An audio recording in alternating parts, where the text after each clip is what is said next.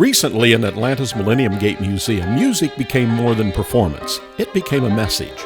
The occasion was the museum's USA 250 opening exhibition concert, Georgia on My Mind, the 13th Colony. Surrounded by history, art, and civic memory, internationally acclaimed Russian violinist Mikhail Simonyan lifted his violin and offered something deeply needed in our world today, a reminder that culture can speak where politics often falls silent.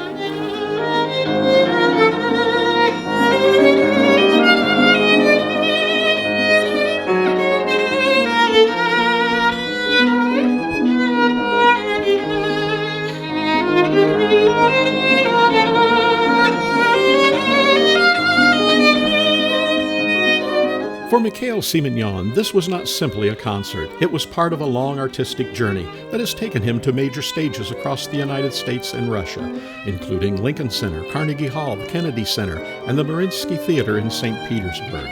His artistry reflects the belief that musicians can serve as bridges between people, cultures, and nations. We have such a long cultural history together. And I see one problem. Whenever there's conflicts in the world, maybe it's Afghanistan, Vietnam, Ukraine now, for some reason there's a decision that artists should stop talking to each other. This is wrong, because, look at joint history together. Tchaikovsky opened the greatest concert institution in the world, Carnegie Hall. You had Rachmaninoff here. You had Baryshnikov here. So the joint history goes ages and ages back. Extremely important moment as where we are right now. Not to stop this, because it's, I think, really critical to have one line of communications, which is art.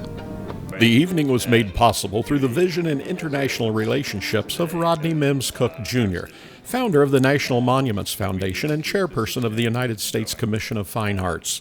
Cook's recent participation in the St. Petersburg International Economic Forum helped continue a cultural and artistic corridor between the United States and Russia, one focused not on division, but on dialogue. We've had decades of casting Russia as an enemy, that they really actually love us, and politics has gotten in the way of a people who truly love Americans and American way of life. And Mikhail Simonyan, and who is now my very dear friend, and I cannot say how beautiful it was, all of it, and the audience erupted every time he ended, and it was a very personal night of extraordinary beauty, all done in the name of peace. Just this morning, I was very honored to visit the grave of Rodney's father, and I'd like to dedicate this piece to his memory.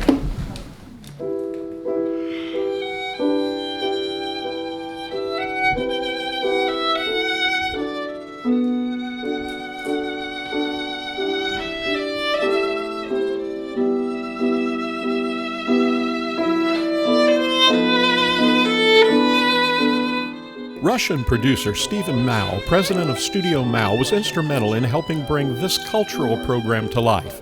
Studio Mao has supported efforts that use culture as a way to build bridges between nations. People will realize that culture is not something that can be canceled. Russia has huge, rich history of art, culture, dance, and music, sports, and those things belong to the world.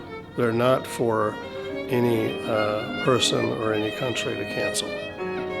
A violin, a piano, a historic museum, and a shared audience can open doors that speeches and politics sometimes cannot.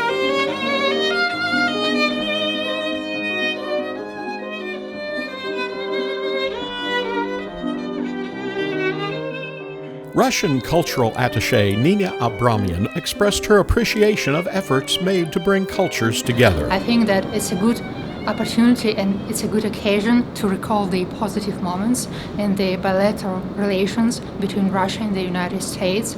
Also, it's a good opportunity to recall the significant contribution of our compatriots for the development of our intergovernmental relations. As the evening came to a close, Simonyan, accompanied by Atlanta pianist Niall Matusoko, returned to a classical encore selection of Yankee Doodle Dandy. In that joyful moment, the room rose to its feet, applauding not only the music, but the spirit of friendship, respect, and shared humanity.